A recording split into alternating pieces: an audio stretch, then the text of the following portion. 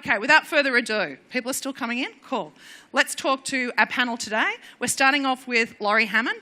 Laurie is an awesome guy in the space of IP, commercialisation, holds extraordinary amounts of CRC money. He's helped guide and direct products to market out of our wonderful university sort of sector.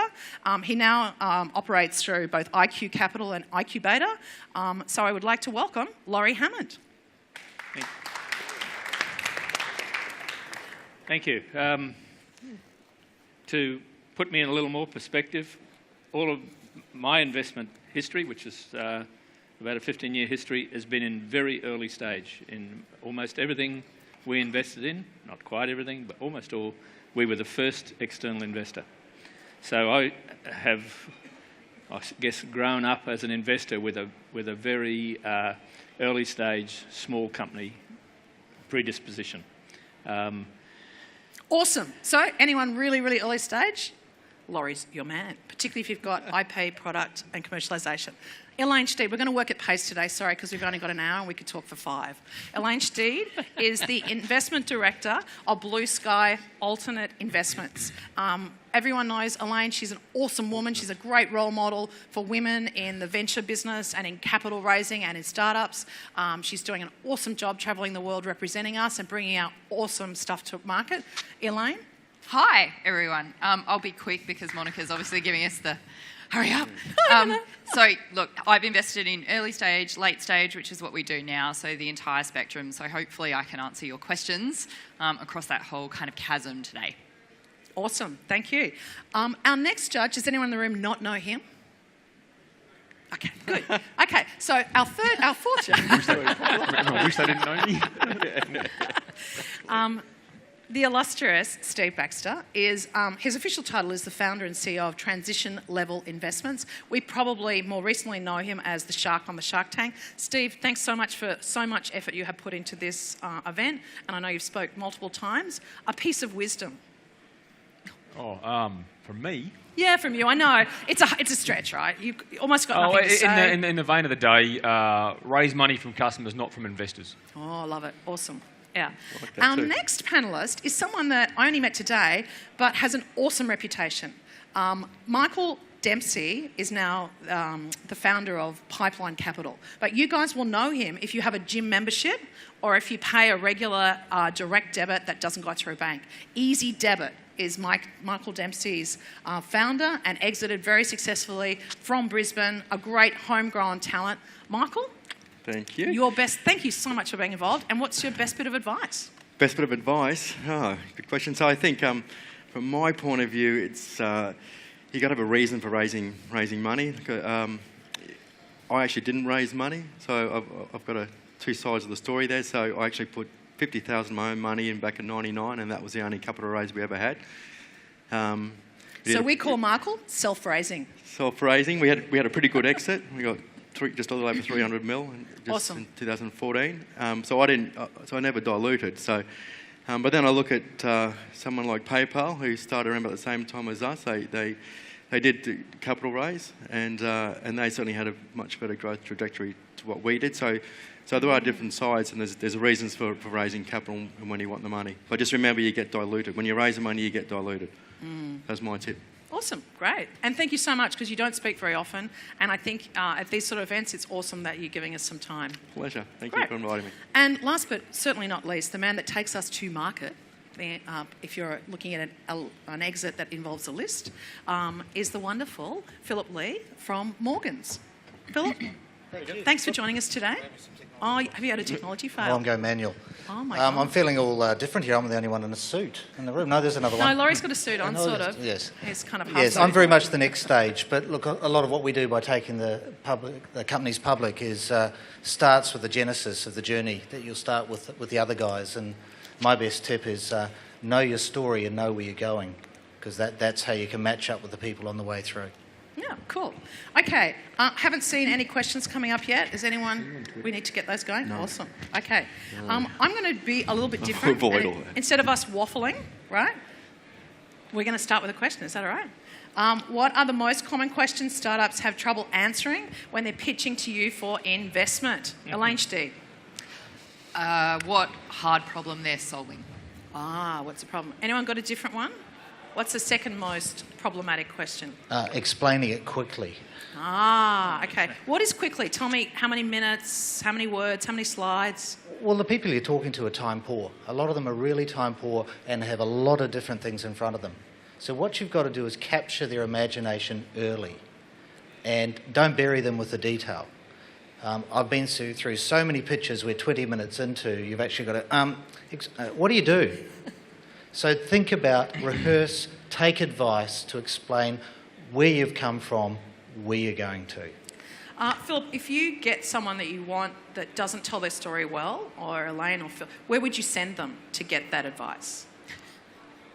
You just kick him out, don't you? Yeah, Just kick them out. can I expand on that?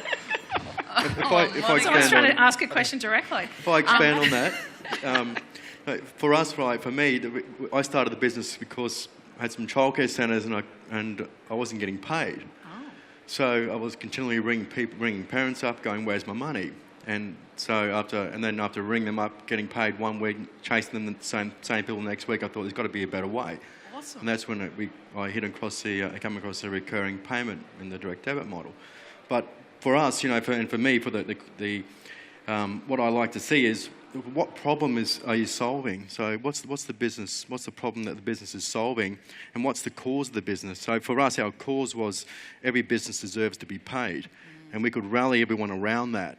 And I think that as a startup, as a business, you have to have a cause. You have to know that that's where you're going. So Steve, you do a lot of angel investing and seed investing. You're often the first guy in here in Brisbane, which is awesome. Tell us about something you've got on the deal at the moment that's looking for funding, and what's their ask, what's their why of what they're there, and how they succinctly describe the problem they're solving. Right now, at the moment, with Well, if you want, or one you've had. I was giving you a free opportunity. I think to I've got pitch your idea. I've got an awesome business that we actually all saw here on Wednesday night with a gala, which was Dose Me, obviously. Dose Me. And we're actually going through the exercise right now of that company to actually understand our true mission statement. It's a bit long what you were talking about, Mick. Mm-hmm. And we actually save lives, which is the coolest thing ever, right? Mm-hmm. The bureaucrats would see it as actually saving money, which is also a good thing. So how we fully articulate how we save those lives is probably pretty important. So we're working through that. But on the other question there, I think that the biggest problem I see startups having is explaining their valuation. They could be worth $20 gazillion, right? But just to sort of say, why are you worth that much money, to have the answer, because I'm a tech startup, is a really shit answer. Yeah, okay. So, well, let's jump to Val's, right? What are some of the advice you would give our startups about how to value at different stages? Okay, so I'm in the angel stage. Let's start with that. I'm talking to my family and my friends. I'm annoying everyone, wanting some cash with this thing I'm really passionate about. How do I even have that conversation? Well, there's ways you can avoid the conversation. So the ways you can avoid is with something called a convertible note, which you get to value later on, and that's a popular thing overseas. It's getting more popular here, to be honest. Mm-hmm. So you can defer the valuation question, kick the can down the road, so to speak. I've done that because I believe in the entrepreneurs, and you don't want to skin them. Their business is currently worth nothing in every traditional sense of valuing these things, but they need cash to operate. So let's just let the next smart person value the business. So you can actually avoid the question and still get the funding to the startup. Convertible notes, cool. Anything else on the angel side in terms of vals, apart from in terms of valuation? Yeah. Well, I think you see these valuations which really are pie in the sky, and they might have a lot of them. Some of them don't even have forecasts. I see some that come in, they've got a valuation. I say, well, show me your financials. They don't even have a forecast. But even those that do, I look at the forecast, and then I look at the assumptions, and I say, well, these are assumptions, so let's stress test your assumptions. So when you're doing a forecast, you've got to make assumptions about where your future revenue and where it's coming from, your cost of customer acquisition, that sort of thing. So I like to stress test all those assumptions, and then I see, well, I think, well, the valuations can hold water or doesn't. So, Laurie, you talked that you are often the first guy in. Yep. So tell us about the difficulties or how you work on those vals at that first stage in. Steve hit the nail. Well, Steve highlighted a solution to that problem, which has, as he said, only recently started to become used more. Kick it down the road with convertible note. But typically, you have no measure of the valuation of a very early stage company. You just have an aspiration from the prospective investee. There's certain ways you can do it. You know you want them to hold a certain amount of that company at some arguable exit point down the road, so that this has been a worthwhile exercise for them. So you can, if you like, triangulate between that sort of valuation, between what that might tell you is a valuation, a zero, almost zero valuation, which is really what they're worth because there's nothing to go on, or you can use comparators, if you like. You benchmark similar companies in the marketplace. If they're very early stage, of course, they're not in the marketplace, but you can benchmark against things that have recently started to become visible in the marketplace. Either way, it's totally imprecise and has to be done with trust on both sides. But the other thing is a rule of thumb that I've seen a lot of people use. Nothing from a very early stage company is worth more than about $0.5 to $1 million at the initiation. So $0.5 to $1 million in the early stage. Yeah, right. Well, right at the start. Yep. Right. At the Yeah, very start. they've been able to describe an idea, a case. You asked earlier about what's the most important question you ask of them. Certainly, what are you there to sell? What do you got? But the other thing is, who's interested? Yeah. Who's your target market, or who's going to well, buy? it won't even quite be a target market. They've just got to understand who they're going for, who could conceivably be someone who will value what they produce. Elaine? Can I just pick up? So nowadays there's things called accelerators who tend to buy a little, for a small amount of money, buy a chunk of equity. This would make more sense if I had a beer, by the way, Jamie. Yeah, but anyway. sorry about that. Epic fail. So I think right now, to Laurie's point, this is an evolving sort of thing in my head. Yeah. There is actually Steve a mechanism. works better with There's a beer, default. just in There's case a anyone's default. pitching to him. There's a default valuation mechanism out there, which is actually accelerators. Yeah. They're paying $50,000 for 6 or 3 or 7%. There's a variety of ones out there. There were somewhere between usually $400,000 and a mil, maybe 750. So that's probably, along to Laurie's point, there is a default valuing mechanism out there that smart money, potentially it is, it's at least a smart program, has actually put behind it. So there's probably some basis to that, I think. I mean, it's got to be something you can live with and you don't necessarily believe is perfect, but you can live with. It's a starting point for a relationship. Yeah. Okay, so we've kicked the can further up the road to Elaine and Phil, maybe a little bit further stage. We've got some convertible notes. Now tell us a little bit, let's delve a little bit on vals at the later end. So late seed, Series A, list. Well, we sort of take 3 different approaches to understanding valuation. So one is kind of what Steve was referring to before about, and Laurie, you need to value the company taking into account how much money they need to raise, such that down the track, the founders still have enough shareholding for it to still give them the incentive, to still be incentivised by an eventual exit. Because if our founders are being diluted down to sort of less than 5%, it's arguable that they're not aligned with investors. So that's point one. The other point is about trying to find comparables in the market to kind of understand what we might think is fair market value. Mm-hmm. And then the other way, which I think a lot of founders don't necessarily take into account, is that investors who do invest in their business also have a return that they are trying to target, which for most venture investors, is circa 20 to 30% IRR. And sometimes what we do is try and calculate what we think the business is going to be valued at exit, assuming the company hits the right sort of value milestones, it attracts the right amount of capital, and working back from there. For us to achieve a 25% internal rate of return, what does the valuation need to look like now? And if all 3 of those things kind of marry up to the same ballpark, then we know we're kind of in the right zone for evaluation. It starts to feel right. Great advice. But the worst explanation we always get, and we were talking about this before, is I need $10 million and I'm only prepared to give up 10% of my company, so it is $100 million. Do we call that like the Shark Tank dragged-ins? Like, is that where that kind of came from? Because our early stages of seeing that on TV was, here's my amount of money I want and here's what I'm willing to do. I think it comes from that old Silicon Valley rule of 25%. And it's a kind of a hangover from that. Okay, so we should drop that. It's no longer useful to us.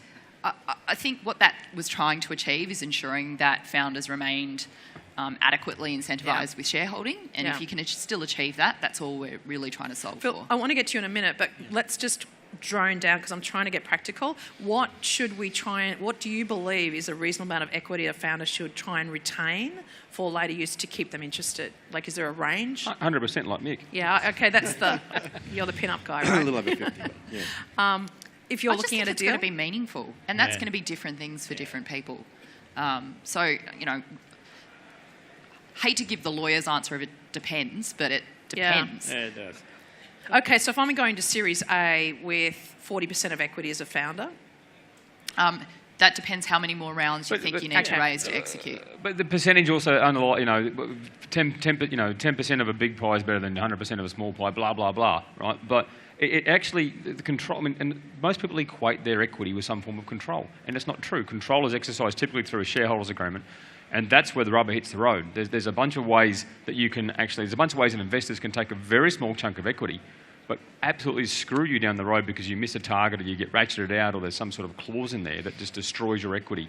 Yeah. And the later stage shareholders crush the early stage shareholders.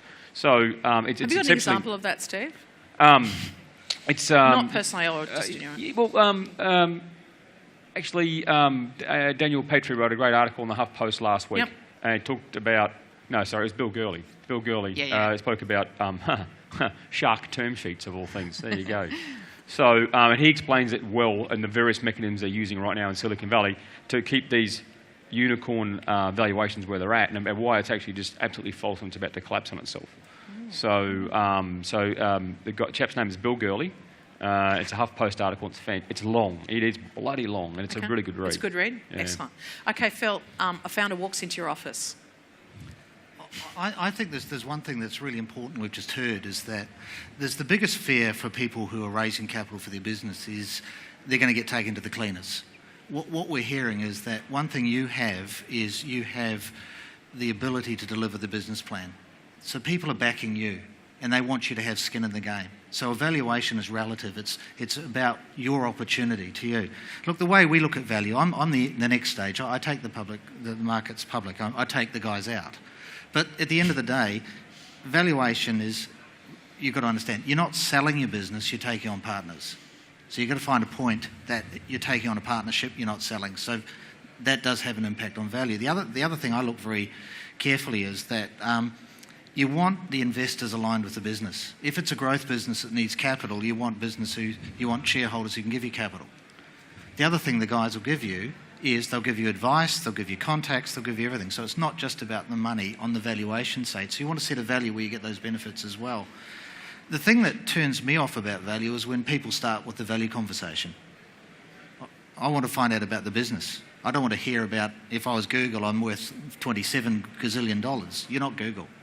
So don't come with all the valuations telling me how much you could be worth. Let's find a basis for where the business is going and value will follow. Yeah. So I think it's the key thing. Value follows the business plan. Awesome. And that flows Monica, on. can I unpack Sure. the smart investor, dumb investor stuff? Oh, Can we loving get into it. that? Because Yep. I think it was raised in my fireside chat before. This is quite important. Everyone says you must only get smart money. If you think you've got the best idea ever and your idea is going to change the universe, and there's only dumb money on offer, what do you do?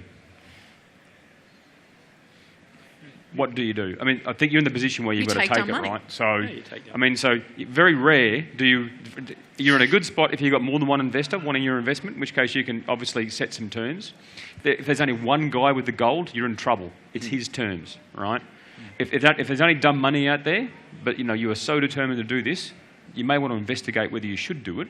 But if you're determined to do it, you've got to take the dumb money. Except I would add one thing, which is if you are going to take, and I hate the term dumb money, but if you're going to take dumb money, make sure it's passive dumb money and not active dumb money, because active investors who have a lot of control but don't understand what your sector is or your business is can be a complete nightmare. Yeah, and here was we talked in the introductions that one of the great things is don't always think that you have to raise money.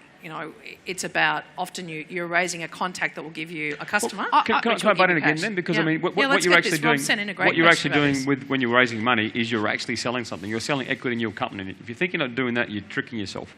And so if you were selling your product to a customer and your customer wasn't buying it, you would change your product. So if you are selling your equity to customers being investors and they're not buying it, right? Their opinion isn't wrong. Your company's actually worth zero.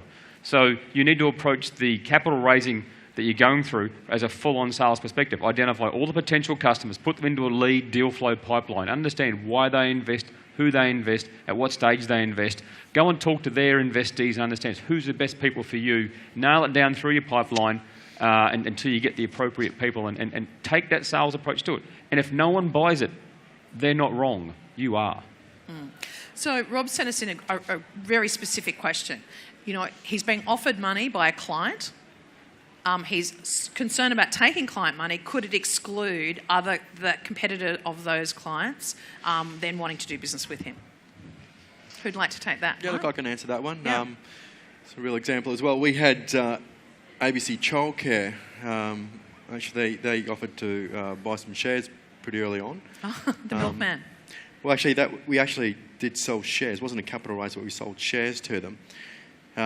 But by doing that, and that was when good old Eddie only had about 40 centres, and he grew to about 1,200 centres. So we actually grew on the back of ABC. So, and then when the GFC hit, I bought him back.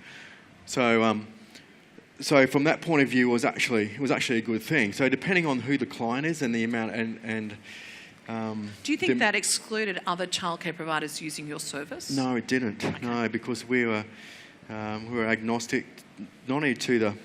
Because he owned the childcare centres. How big was the holding? Was he in control, or was it 5 or 10%? Can we talk about that? Yeah. Was he in control? No, he wasn't in control. Yeah. No. So it was a small holding then? No, he bought about, I think it was about 35%. Okay, so it was potentially material to your other customers. It was definitely material, yeah. Okay, right. Yeah. Okay. However, I guess as a customer there, so we got multiple layers of customers because we had what we call an open API. So we had software partners back-ending in, and he used a specific software. So from that point of view, it wasn't really competitive. However, one thing it did do as well is that a lot of other independent childcare operators who saw that ABC were using us and using us on that sort of basis actually said, "Oh, if Eddie's doing it, it must be good." So it actually rolled that way. So that's a positive example. I'm sure there's plenty of negative examples as well, but for us, that was actually a positive thing. I've actually seen corporate venture term sheets that will exclude from... Yeah. Well, I really got to tread carefully here. But in certain sectors that exclude competitors, if you know what I mean. So, and there's a lot more corporate... We see a little bit of that in the There's fintech, a lot more corporate venture out there now. So that could be a real issue in that respect. And I think, and that's a good point, really, because and we'll get to Laurie in a minute, but, you know, as we're seeing this encouragement of big corporates to use startups as a way of innovating their own business models internally, you know, that sometimes comes with these caveats, right? Yeah. So... Can I also say, just as another example there, PayPal basically grew on the back of eBay, who actually bought them as well. So that's another example. So value chain? Yeah, it's another example where I think at one point PayPal was 60-70%, eBay was 60 to 70% of their customer base. So there's another example there where it can actually be a good thing. Yeah, you take the category leader out. I mean, one thing that question raises is about the business model, and if you're concerned about where you get your capital from your competitors or where your competitors will have an influence on it, will your business survive as a big company? I think you've just got to really look at, as a public company, everything you're doing is public, so your competitors can see exactly what you're doing. So you've got to look at your business model early on to say, if a channel of capital is going to make me vulnerable to competition, you're going to have to look at your business model. Yeah. Laurie, you had something to add there? Only that it's pretty common to be funded along your own value chain. And the instances in which there is where somebody in your value chain takes a strategic investment in you but excludes others, I think are far less common. Steve just started to cite one, but I don't think they're that common. And it is, you know, in many ways, if you've thought through how you're going to grow this company and where you're going to get taken out, it's part of your plan to be funded by someone who eventually becomes your exit. Which is really where we talk about the smart investor that is bringing more than just cash, right? So they're bringing a customer, or they're bringing a value chain partner, or they're bringing a potential to or some credibility that's going to take you to a different group of investors. And you can surrender that advantage. If they're going to bring you 10,000 potential customers as a Correct. channel, you're going to You're de-risking surrender. the business. There's a trade-off there, right? It's a risk management issue. And, Okay. you typically get a better valuation off a strategic investor. So bear that one in mind. Awesome. So, Samuel Hull, thank you so much for your question. You're talking about, going back to a very broad question, what process should a startup take when looking for investment? It's kind of like how long is a piece of string? He specifically asks, how do you prep before pitching? But Elaine, could you start us with some parameters around, how people should start that search? Yeah, I mean, look, when you're pitching to investors, you're pitching to humans. So I think the best thing you can do to practice pitching to investors is just pitch to other humans all the time. So everyone you meet who you're introducing to your business concept, I think you should use that as an opportunity to refine the sales pitch.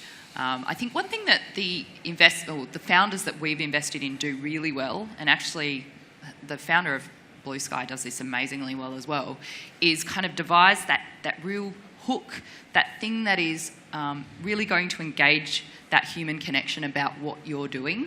That is trying to build that into your sales pitch, which hopefully is no more than 2 minutes, really early, I think is really critical. And that's something that's quite hard to do and takes a bit of practice, but the good ones, the good founders, actually practice that a lot. At the dinner table, out to dinner with their mates, the person they run into at networking events like this, use all of these platforms as a way to really refine your pitch, which is about that kind of settling on that human connection, being very, very clear to yourself and to everyone else the hard problem that you're solving and why you're solving it better or different. I think if you have that, that's kind of 90% of it. Yeah. Let's ask a broader question. So I'm a startup. Where do you get this font of knowledge of how the stages of capital work? How much should each one be? How do I research who might be? Steve talks a lot articulately about finding that right investor that's got their investment objectives align with what you're trying to do. Where do we go for some of those? I mean, there's no sort of central font of knowledge about that stuff.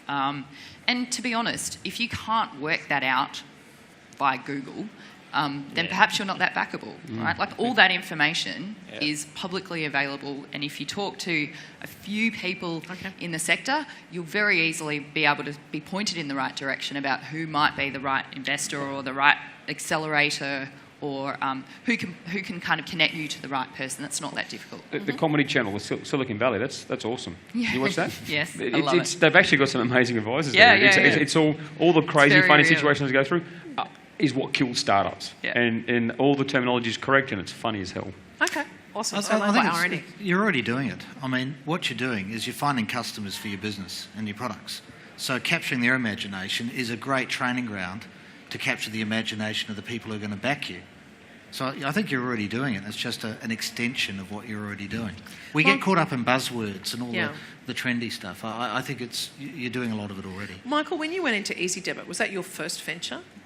No, it wasn't my first venture, but I'd had some silly little things that I'd done previous to it. So that how did you get this knowledge? I guess is what I'm asking. Pardon?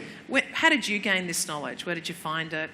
Gain the knowledge of who to go to is tour investment, how to work out your strategy of how you raise. Well, you didn't raise. Necessity. But how do you got customers? Necessity, the mother of all invention. Okay, I had to. We were going broke, so I had to find out how I was going to get paid. So. Hustle and that was the only persistence by the sounds of it.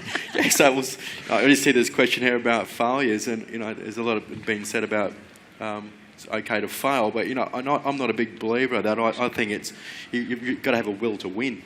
Yeah. And the will to win is to get off of the floor and have another go. It's not that it's okay to fail. I don't think it's okay to fail. Yeah, it's not. I think you got to.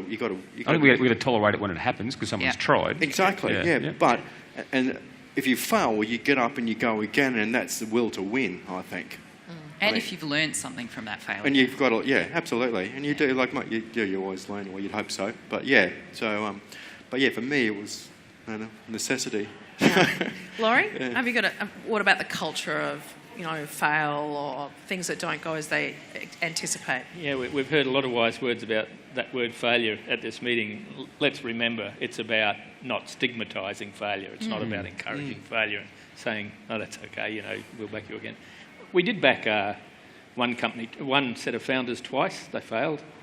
They're going great guns second time round, although we were about 18 months, I think, into our...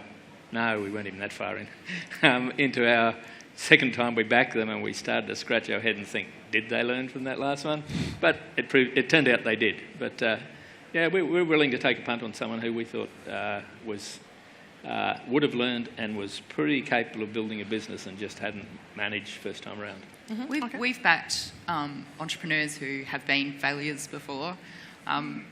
This is very public, so I won't be talking out of school to say this, but the founders of Vino Mofo have talked a lot about their previous failures of startups that didn't work for them before or ideas that didn't work for them before. One of them's been bankrupt previously, and that did not dissuade us from investing in them. In fact, I think that showed that they have that kind of will to win, to get back up, to make sure that they learn from those failures, and we were pretty clear about focusing on that in our diligence about whether they had learned from those failures. But that's that hustle that we love to see in our founders. Yeah. Awesome question, Wayne. Who would you like to answer it? Wayne Gerard's asked a question that says, what's the day in a life of a VC? That sounds like a TV series, right? On Comedy Channel. The Shark? Peter? Me.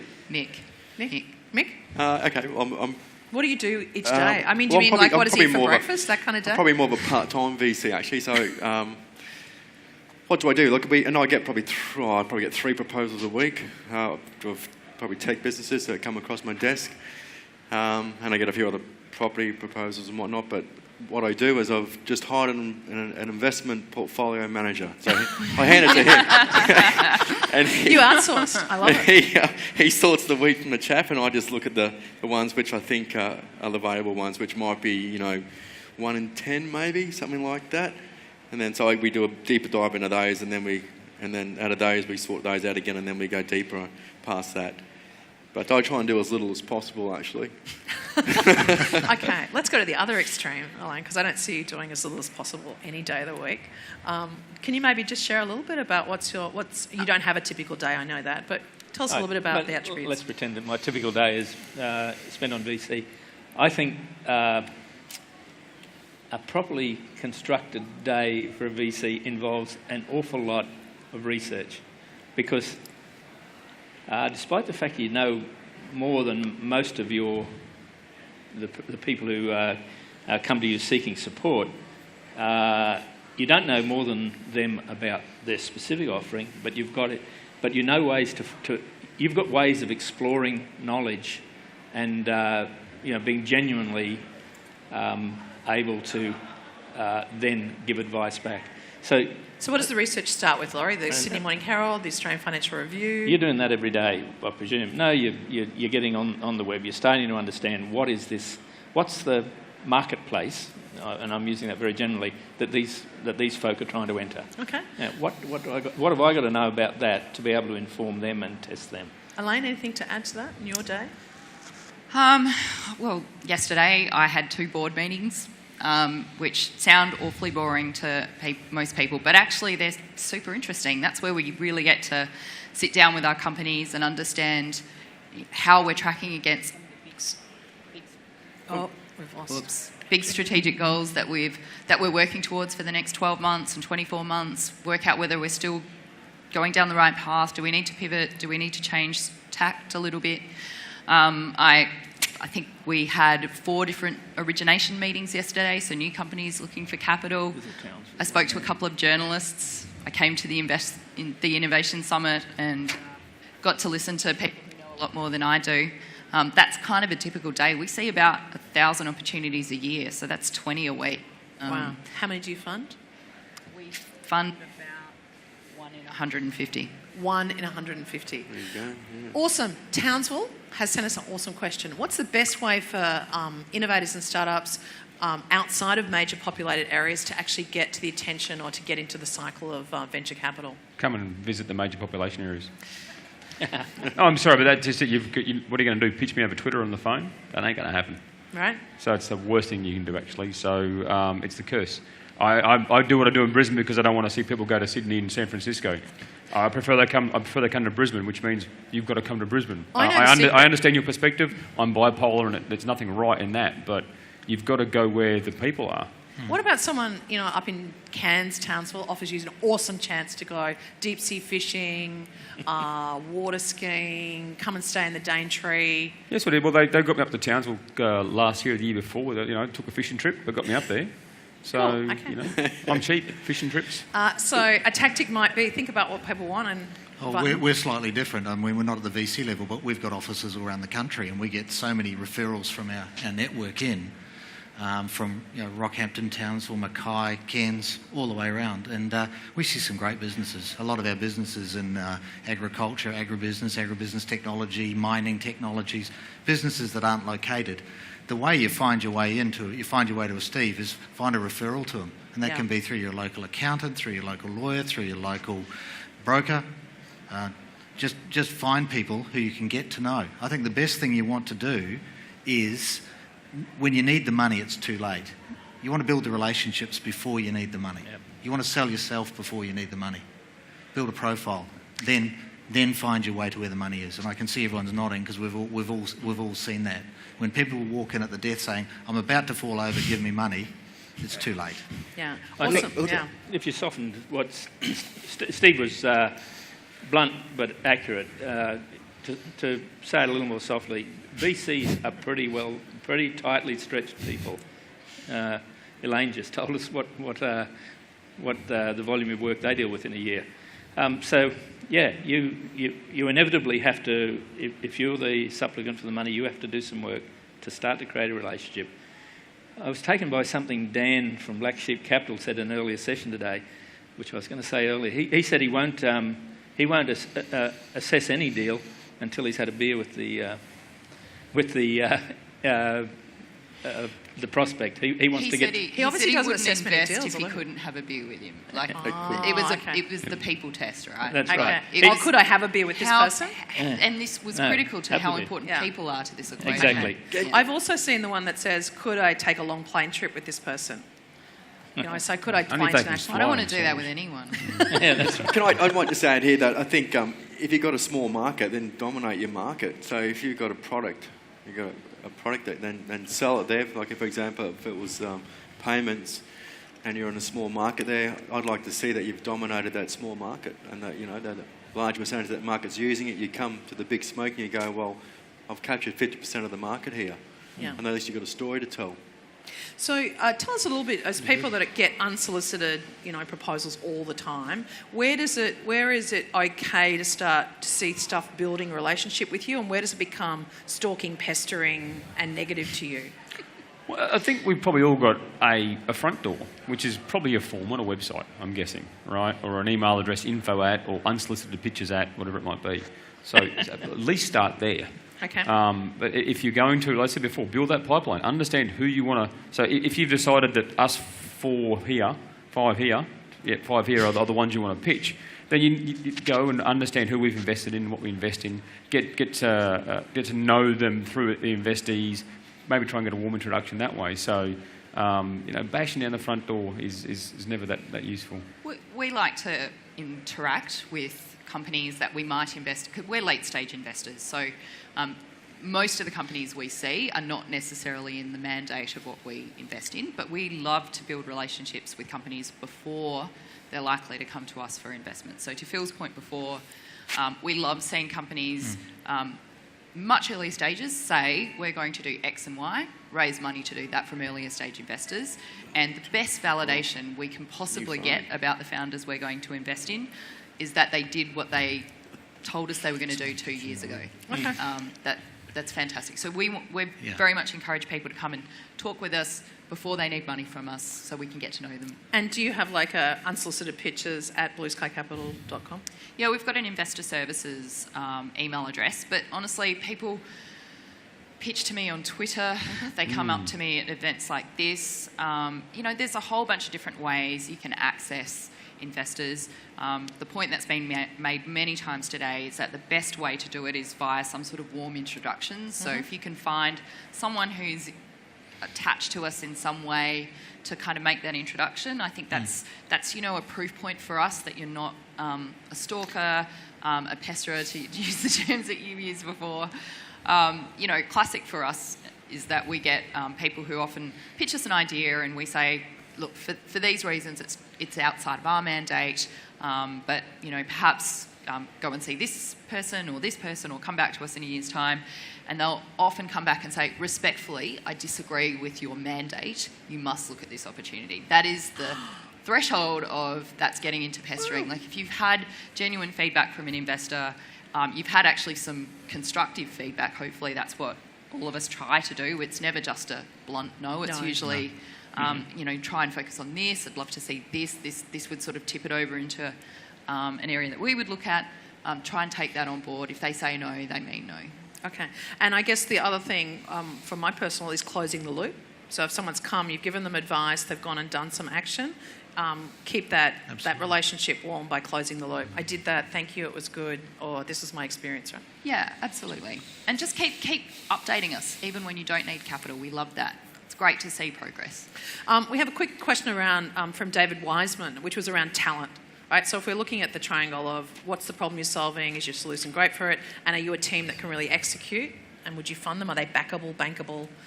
Tell us about the talent component. Phil? Critical. I think my specialty is in small businesses in the public markets, and it's all about the people. You can have the best idea, but unless you can execute, follow through and deliver, you don't have a business. You're not going to drive value. So our biggest thing is looking at, is the business opportunity, does it have scale, does it tick all the boxes from a clinical point of view, but then it comes back to the soft issues, and that's where things fall over. It's a failure of the soft issues. So for us, it's about the people, and more importantly, surrounding those people with good people. Soft tissue. That's soft tissue. Soft tissues, I love people. that. What did you call? What was that word? He thought he said Soft soft tissue. tissue. Sweat, soft tissues. What did you think he said? Well, it's the hard issues. The I hard love it. issues are the numbers. Yeah, I love the it. soft issues are the Yeah, people. the meat bag's the problem. You did You right. do it cleaners. See, I told you, it's all about the jargon. So, Michael, what do you think made you bankable, right? Well, look, it's very interesting. So when we went down the sale process, we went down the dual track, what they call a dual track, which is a trade sale and IPO at the same time. When we started embarking on the sale process, I basically looked around and I went, what are we really selling? And really, you go, well, we got some desks, a bit of tin, being some computers, and then you got your people. And really, you go, well, what we actually sold was our people, the strength of our management team. And we had about 145 staff at the time, about 200 strong now. But we actually sold our people. So, so really that process really dawned on me and of what was the makeup of the business and what was the real value of the business, and it was the people. The issue, though, when you look at a startup is that as an investor in a startup, how do you get to know the people that you're investing in? And you can't. It's like someone in an interview. Someone can interview very well, but then 3 months later you go, oh, this guy's a bloody good actor. Because then it's out you go. So it's very difficult, even in that when someone's pitching to you from an investment point of view, to go, well, I picked the people, because it's hard unless you're working with them to really know what you're getting.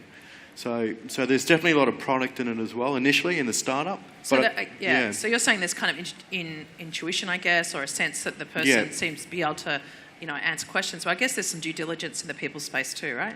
100%. Yeah, absolutely. So we try to now, in addition to having intuition about whether someone is backable, partly because of track record, but actually, one thing we try to really do is make sure that our founders and management teams actually kind of share the same sort of ethics and values that we do as an investment firm as well. We just talk to other people who've worked with them, talk to other people who they've known for a long time. We like to back teams who've been together for a long time, because that's kind of a validation proof point. If they're complete arseholes, that generally doesn't happen. But the other is we try and spend a lot of time with them. So it's not just they pitch to us for an hour and then, we're writing a check. We tend to like to go out to dinner with them. We like to take them, on sort of retreats, so we can spend a lot of time getting to know them in advance of closing a transaction, so that if they are just good Definitely. actors, Yep. there's a way to reveal that, and usually alcohol helps. Do you reckon your full... I guess Steve is a person, though, that I makes was just those decisions. curious if Hang on, the... Dole, you Ask come away. back. It's about me today, right? If the $4 I billion know you worth of just the separate transactions you is two. worth something as well, Mick, come on, the $4 billion going across your books. Yeah, but that's your customer base that we've acquired from, Correct. There was a small from the platform people. in there. You're like the rent roll, right? Steve, as someone who makes decisions in probably 30 seconds on a TV show about this stuff, tell us a little bit about that light touch filter. So what you see distilled into 8 to 11 minutes on TV is usually about an hour and 20 minutes. Yeah, So yeah. hey, it's not, it's at least an hour. Come on now. I thought you were just one take back. Right? Look, there's some things that will disqualify people very early, right? You've probably seen my little rants on TV. Is it the no DH rule? Yeah, the no DH, but DH is hard to work out in an hour and a half totally. Really? But you get the people who come in and sort of say, well, I can work in the business full time if you pay me $1 squillion out of that investment. That's just you shoot that one straight away. And there's various other things. But so we do a lot of work post the show with Post due or diligence. Post the show. So you haven't seen, when those guys pitch you haven't seen any of their... Absolutely blind. We see nothing about them at all before okay. they come in. So, but we do due diligence afterwards. And so I actually changed from season 1 to season 2, saying if I found out something during the DD that would have set me off on the TV show, we actually kill the deal at that point too. And so we had one chap who, will I give this much away? Yeah, he was his numbers were going to be off for the next 6 months because he's still okay business, but still a sideways moving sort of startup. He was going off to do his book tour and he's speaking to her because he was such a startup genius. And I'm like, Oh, he was a storyteller, not a doer. He's a guy with a business that's doing okay, but he's not Richard fucking Branson, and he's not doing a book and speaking. Where to was he him. going on his book? And I didn't ask him, just kill the deal. Had he been to the key person of influence? So it's just it really is just Yeah. if they piss me off, they're dead. Okay. Take Right, it. cool. Moving on from who pisses Steve off to things like the next layer of talent is who you're surrounding yourself with. So the investor talent, but also the advisory. People were talking about boards and, at what stage should a startup have a board of some description, and how do you select people to be on those, given that startups very rarely have a form of payment to give those people, or a note or a convertible. Can we talk a little bit to the board when you should have it? Well, the other thing about startup boards is that early stage startup for me is a very high mortality business, right? So, and do you want to be on a board that's a company that's going to evaporate? So that's, to me, is a decision point. Do they need me? As a board member, you should be asking yourself, do I add value to that organisation by being on the board? If you don't, you shouldn't be there. So that's on that side. If I'm the startup trying to get Steve on my board, on what decision, how would I get you, how might I entice you, are you the right, how would I make that decision about you being the right person? Oh, you won't get me. So. Okay. I was going to say the same. No way. But you keep it light. Most startups only need a tiny board. You don't sort of put too big a saddle on a little horse. And advisory boards you set up when you need them. They're certainly valuable, but you've got to know what you're asking them to do. No point in wasting someone's time. Asking them to give their wisdom on an advisory board if the company's at a stage or it's not really capable of getting value out of it. So And should you always offer them something? Does there need to be a value exchange for that role? No, I don't think so. The board does two things. One is governance and one is assistance, so adding some value because the person on the board has some sort of industry expertise or product expertise you want to try and take advantage of. Sometimes, the governance issue I think just relates to whether or not you're actually managing other people's money, other investors' money, cash, receipts. It's not a bad thing to have the discipline that a board provides in a company. Does that need to be a 2-person startup? That's definitely arguable. But I think the discipline around it is not a bad thing.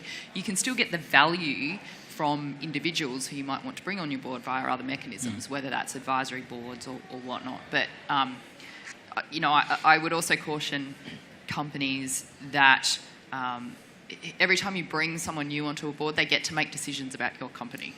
Yeah. So you're adding risk to your business every time you do that. Have you ever tried to remove a director? Correct. It's hard. Yeah. So you need to make sure that this person is aligned, that they can actually genuinely add value.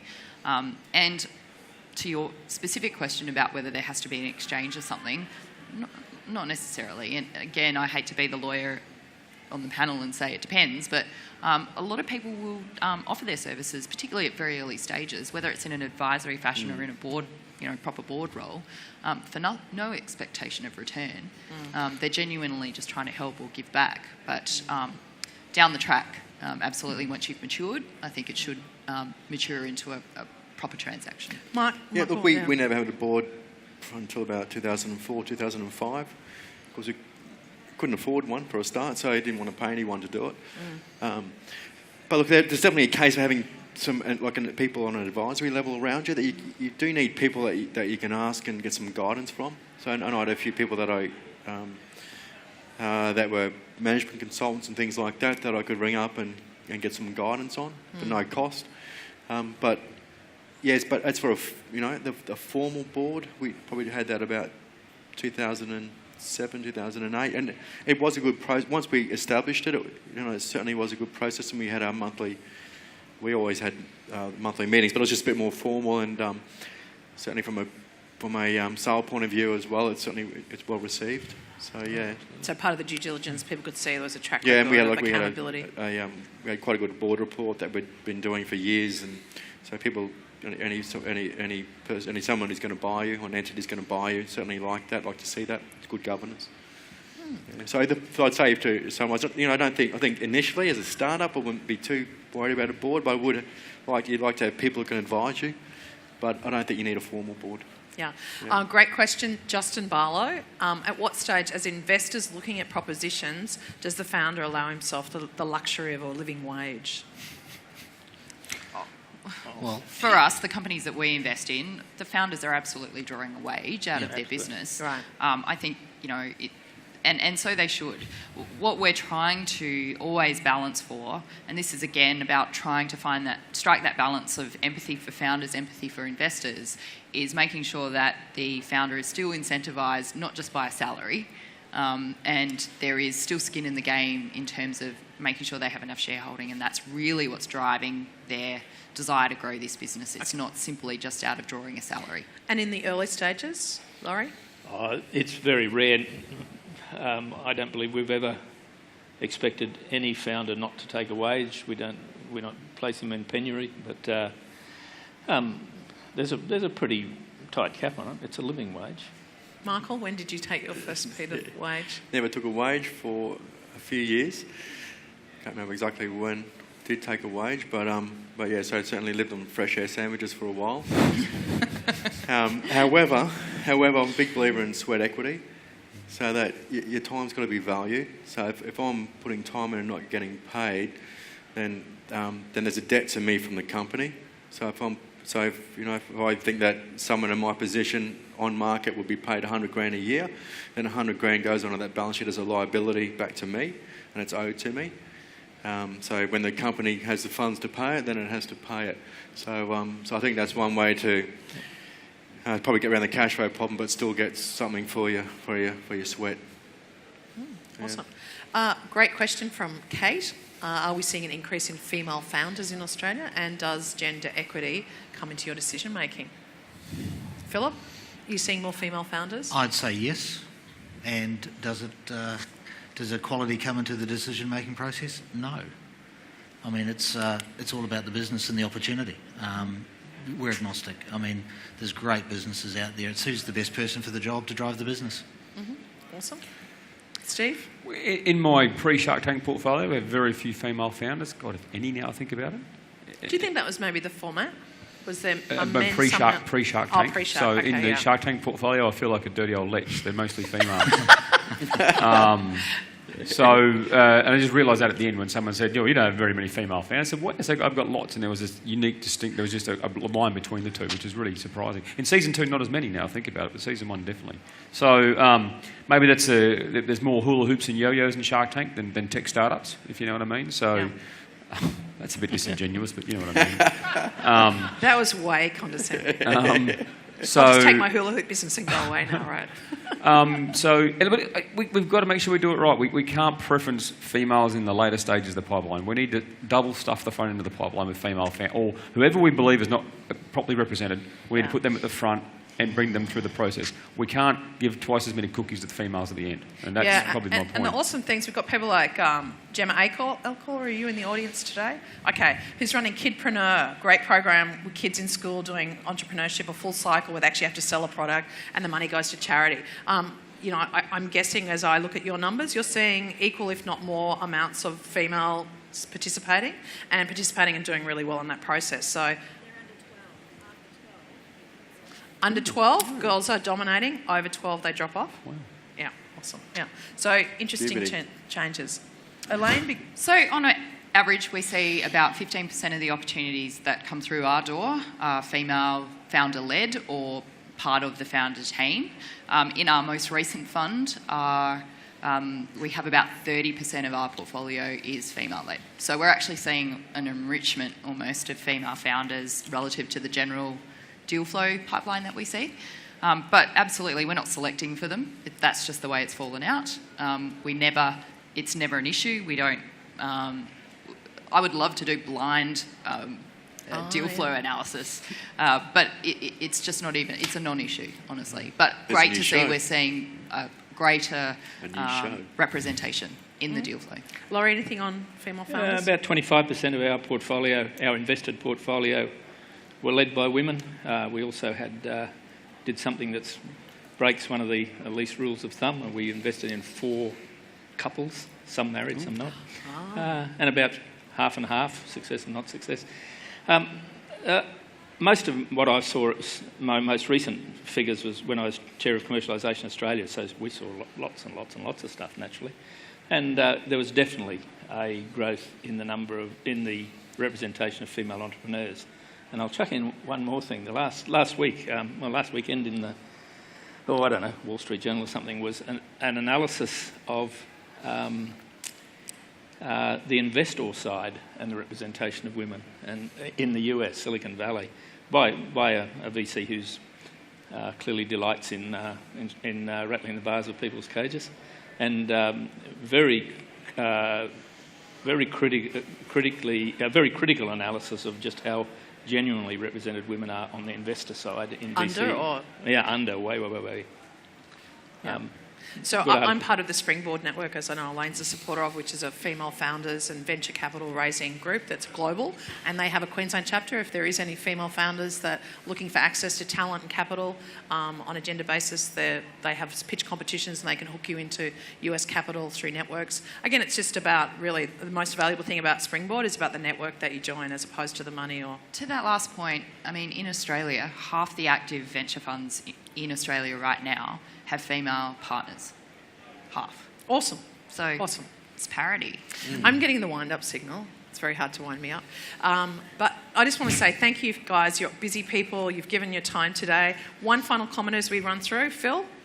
Just remember, just build your relationships early. Start to sell yourself before you need the money as you're growing your business. It'll be the best thing for you because the doors will be more open when it comes time to ask for the money. And can I just add one thing for Morgan's? Because you do have an awesome regional network. Those are people that are listening or dialing in. Let's hit Morgan's offices with your props and your relationships and look at that as a pathway to get there. And thanks for supporting Startup. It's Pleasure. awesome. Thanks, Monica. Michael? Okay. Look, I think, so remember, someone's got to buy your product for you to have a business. So just focus on it.